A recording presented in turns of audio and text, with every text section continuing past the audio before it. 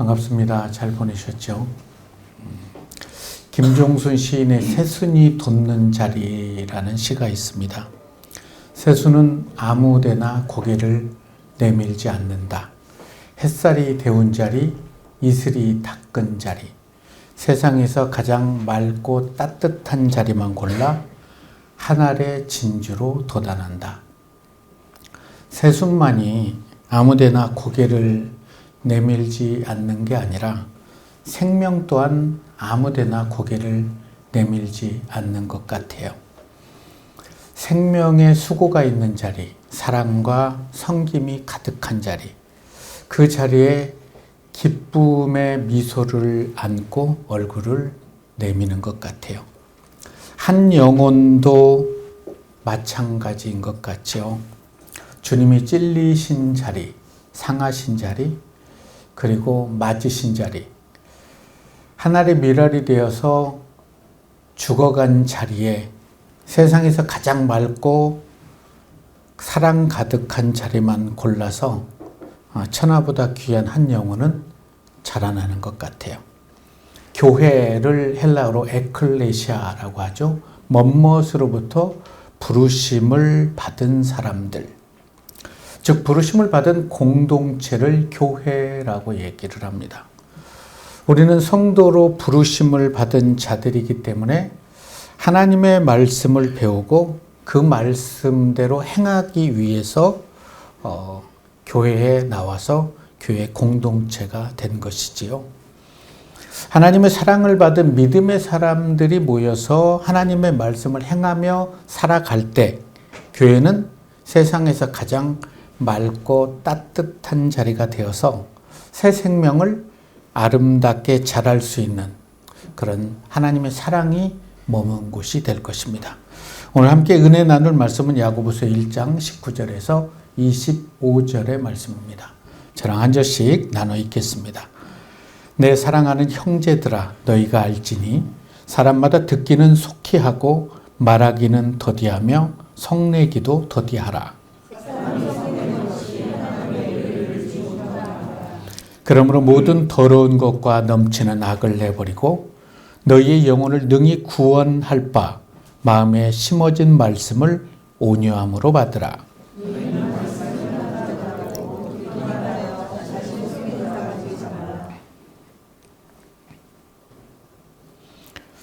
누구든지 말씀을 듣고 행하지 아니하며 그는 거울로 자기 생긴 얼굴을 보는 사람과 같아서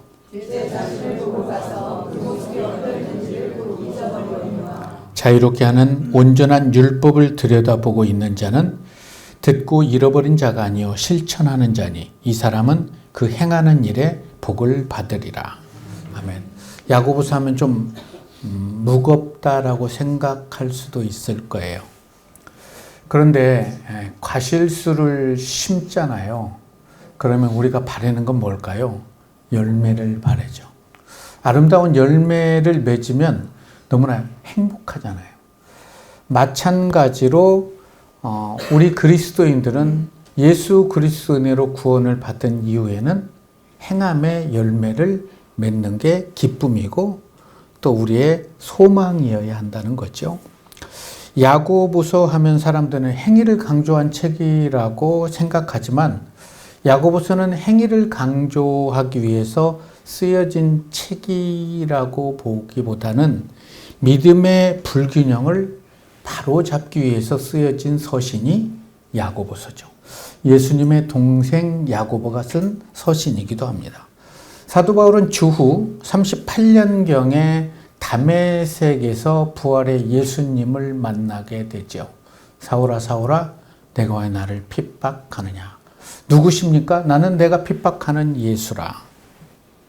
그때 주님을 만나고 예수 그리스도의 복음을 전하는 사명자로 거듭나게 되지요. 그런 후에 바울은 평생 이신칭의 오직 믿음으로 구원을 받는다라는 복음의 메시지를 유대인과 이방인들에게 선포를 하게 됩니다. 흩어진 유대인들에게 그런 복음을 오직 믿음으로 구원을 받는다는 그런 선포에 흩어진 유대인들은 이렇게 반문을 합니다. 어떻게 구원을 믿음으로만 얻을 수가 있느냐? 우리 믿음의 조상들이 오랜 세월 동안 전통으로 물려내려온 율법을 함께 지켜야 구원을 얻을 것이 아니냐. 이런 많은 논쟁이 일어나게 됩니다.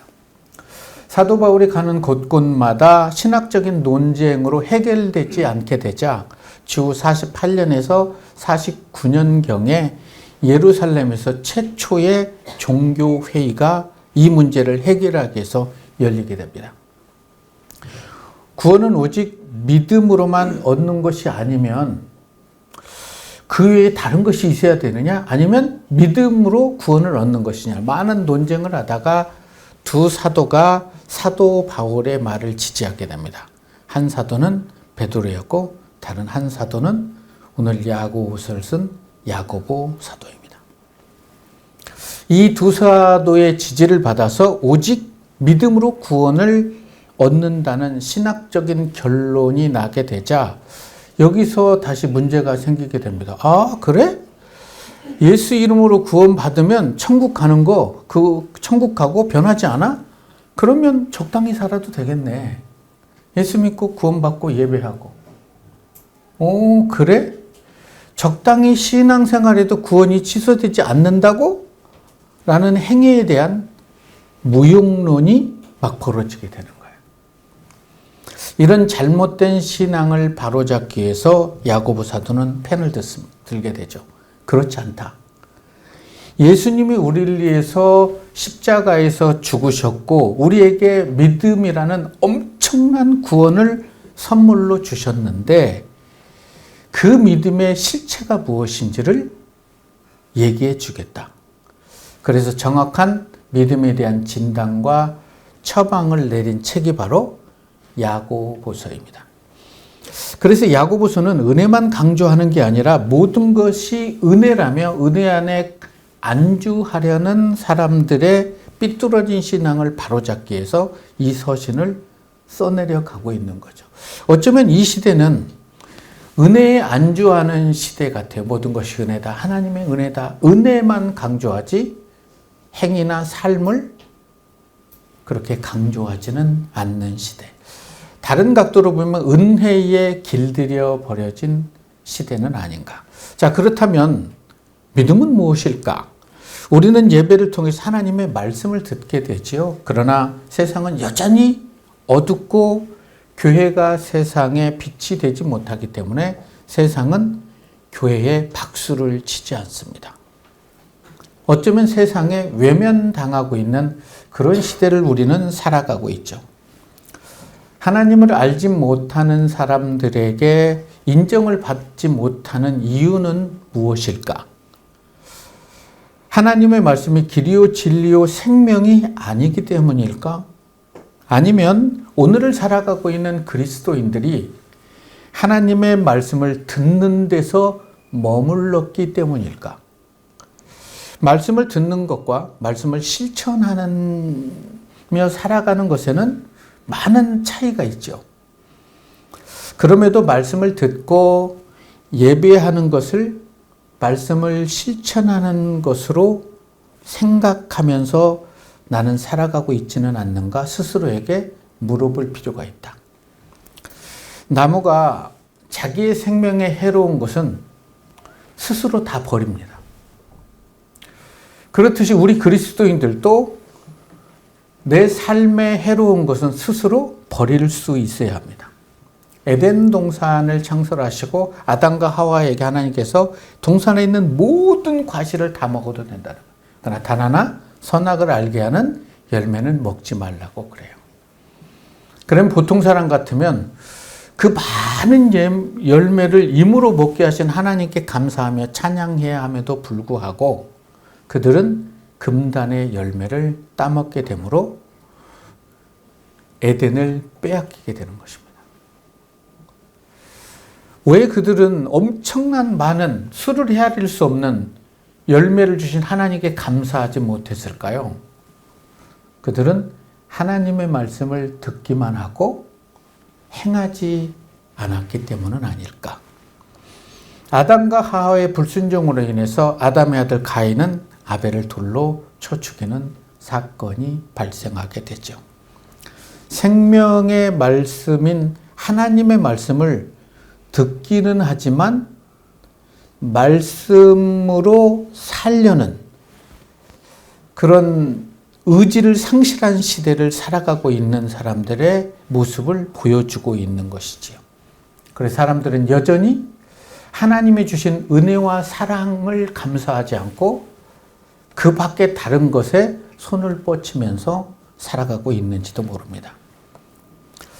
그런 죄인들을 구원하기 위해서 하나님은 독생자 예수 그리스도를 이 땅에 보내주시고 말씀을 전하게 하시고 생명의 말씀을 주시고 섬기고 그들을 위해서 많은 매를 맞고 십자가에 죽으셔서 그들의 죄를 용서하셨어요. 그리고 부활하셔서 그들에게 생명을 허락하셨죠. 그걸로 끝나는 게 아니죠. 성령이 그들에게 임했을 때 그들의 삶에는 하나님의 말씀이 깨달아지게 되는 거죠. 그래서 오늘 본문에서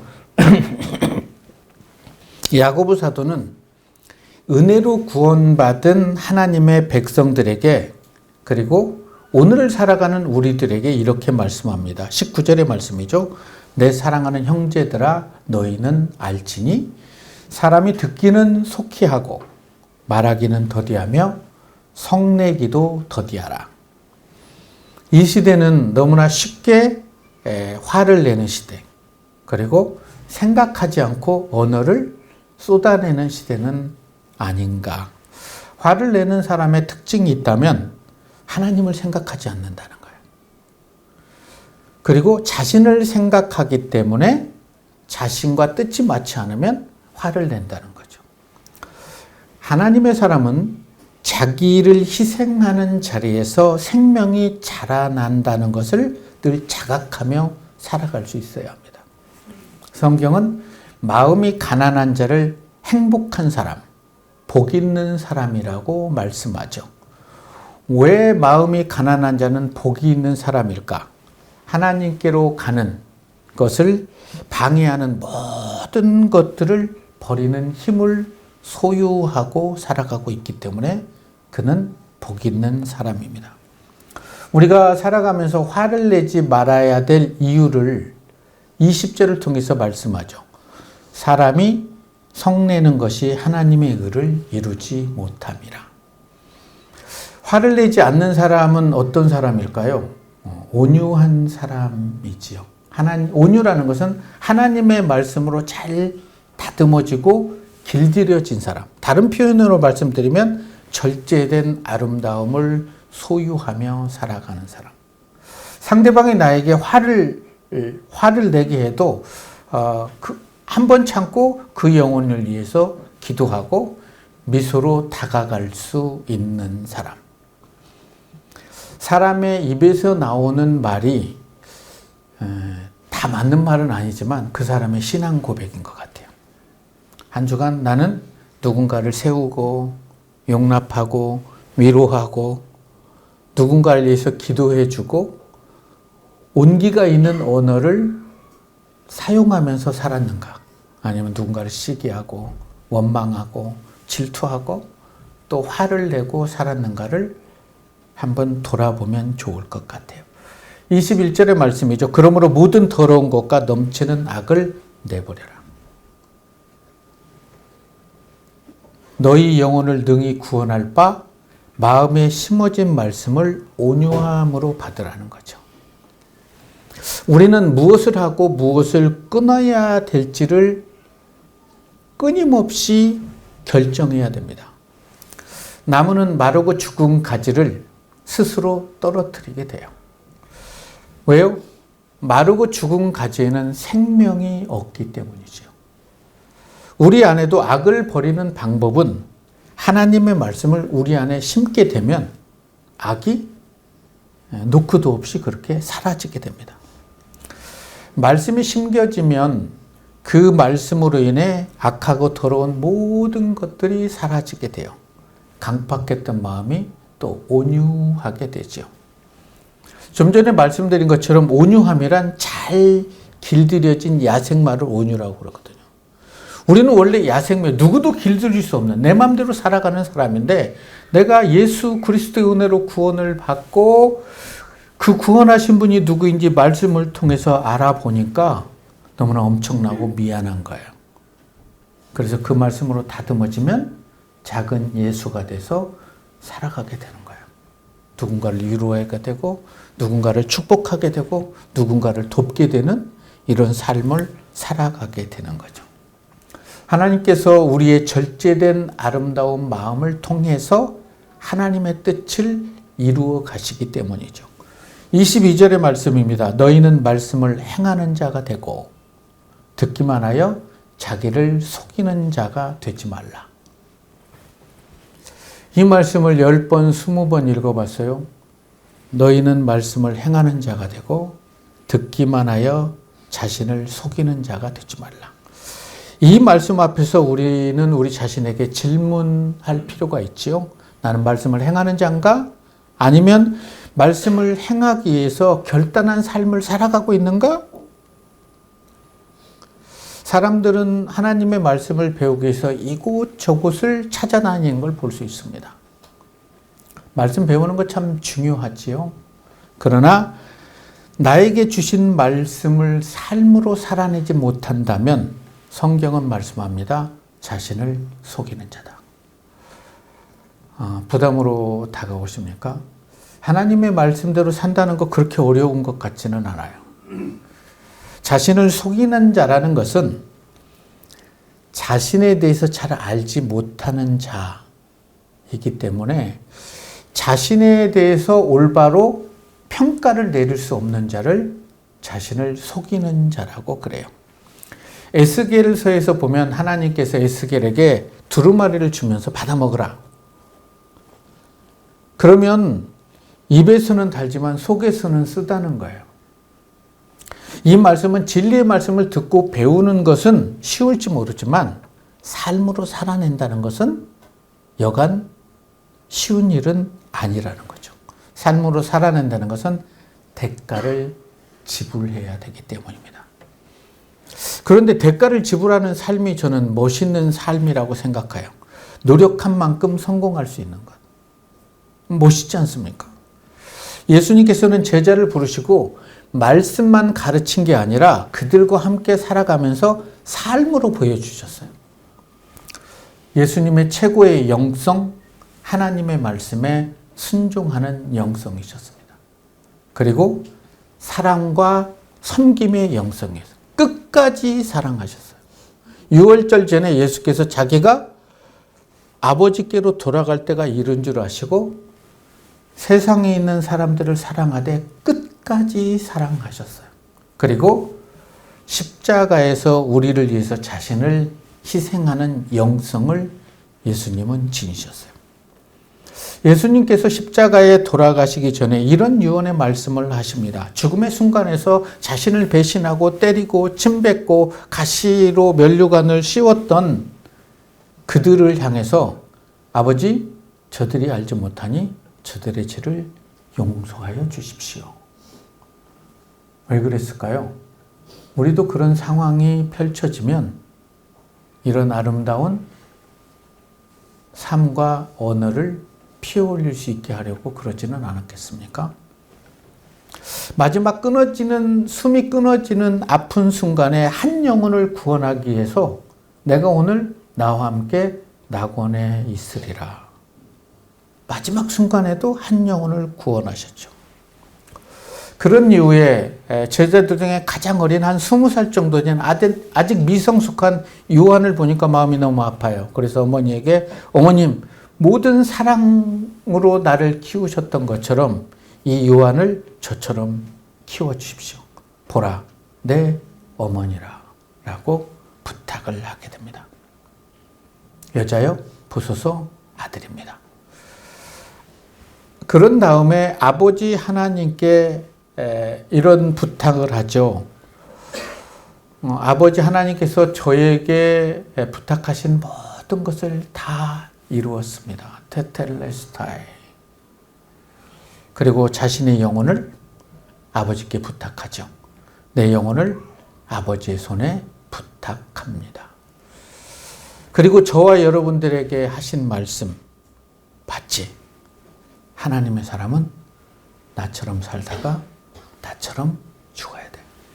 제자들에게 그리고 우리에게 하신 것 같아요. 다른 사람의 죄를 위해 한 영혼을 위해 아버지께 부탁하신 하나님의 말씀을 우리는 듣기만 하는 삶이 아니라 듣고 행하는 삶을 살 때 행복한 사람, 복 있는 삶을 살아낼 수 있다고 성경은 말씀합니다. 야고보서는 어떻게 그리스도인이 되는가에 관심을 두기보다는 어떻게 그리스도인으로 살아야 되는가에 관심을 두은 책이 야고보서입니다. 어떻게 그리스도인답게 살아갈 수 있을까요? 성경은 제시합니다. 너희는 도를 행하는 자가 되고 듣기만 하여 자신을 속이는 자가 되지 말라. 말씀을 듣고 그 말씀을 행하는 삶을 살아가기 위해서는 내게 들려진 말씀을 품고 하나님 이 말씀대로 살아갈 수 있게 해주십시오라고 기도해야 되는 거예요. 기도할 때 성령님이 내 삶에 부어져서 말씀을 대로 살아갈 수 있는 힘을, 능력을 주시기 때문에 그렇다는 거죠. 하나님을 가까이 하는 게 복이지요. 우리가 하나님과 가까이 하면 할수록 우리의 차가웠던 마음들이 따뜻해지기 때문에 그래요. 그리고 사랑할 수 없는 사람을 사랑하게 돼요. 미워했던 사람을 미워하는 것을 넘어서서 그들이 약함을 아파서 그 영혼을 품고 기도하게 된다는 거죠. 근데 미운 게 아니라 아픈 거죠. 그런데 애석하게도 이 시대는 말씀을 듣는 것조차 어려운 시대로 전락돼 버린 것 같아요. 그래서 복음이 위독한 시대는 아닌가. 여러분은 인생 속에서 무엇을 찾고 계십니까? 내가 무엇을 추구하느냐에 따라서 내 삶이 달라진다는 것을 알고 계십니까? 소중한 것을 얻으려면 소중한 대가를 지불해야 됩니다. 건강한 나무를 바란다면, 그리고 풍성한 열매를 얻기를 바란다면 뿌리가 튼튼해야 됩니다. 그래서 바울은 뿌리에 대해서 얘기를 하고 야고보는 열매에 대해서 얘기를 하고 있어요. 뿌리는 나무의 영양분을 공급할 뿐만이 아니라 또 나무에서 양분을 얻기도 합니다. 뿌리 역시 잎이 만든 영양이 필요하죠. 그래서 모든 나무 줄기는 두 갈래가 있습니다. 물관을 통해서 뿌리로부터 수분과 양분을 끌어올리고 바깥 채관을 통해서 단물을 뿌리 쪽으로 내려보냅니다. 더불어 함께 사는 거죠. 뿌리가 물을 나무에게 전달하지 않고 자기만을 위해서 머금고 있다면 나무는 시들어 버리겠죠. 잎 또한 햇빛으로부터 받은 많은 것들을 뿌리에 전달하지 않는다면 뿌리가 썩어버릴 것입니다. 이것이 더불어 죽는 거죠. 얻기만 하고 내어주지 않는다면 자신을 죽이는 일이다 라고 사도 야고보는 말씀합니다. 말씀을 듣기만 하고 삶으로 행하지 않는 삶 또한 그렇다는 거예요. 자신을 속이는 삶이고 타인과 더불어 살아갈 수 없는 삶이라는 거죠. 하나님이 주시는 은혜를 받아서 누리려면 바른 방법으로 우리가 하나님께 나아갈 필요가 있습니다. 하나님의 말씀을 들어야 되고 또 그 말씀을 붙들고 기도해야 되죠. 그러나 많은 사람들은 자기의 생각을 가지고 하나님께 기도하고 자기의 생각에 맞는 설교를 듣고 위로를 받고 은혜 받았다라고 얘기를 합니다. 그게 정말 은혜일까? 저는 생각해 봅니다. 하나님이 원하시는 삶에는 관심을 두지 않고 자신이 원하는 삶에 관심을 두며 살아가는 사람. 먹어야 될 것을 먹지 않고 먹지 말아야 될 것을 먹으려고 찾는다면 아프겠지요. 에덴 동산에서 아름답고 맛있는 과일들이 너무나 많이 넘쳐났지만 아담과 하와는 그 열매들의 관심을 넘어서서 먹지 말아야 될 게 관심을 두면서 그것을 서너 한 입을 물어버렸죠. 그 대가는 에덴을 빼앗겨 버린 것입니다. 하나님과 동행하는 것을 빼앗겨 버리는 거예요. 옳은 것을 모르는 것이 문제가 아니라 이 시대는 옳은 것을 행하지 않는 게 문제인 것 같아요. 우리는 본능적으로 스스로 어떻게 살아야 되는지를 알아요.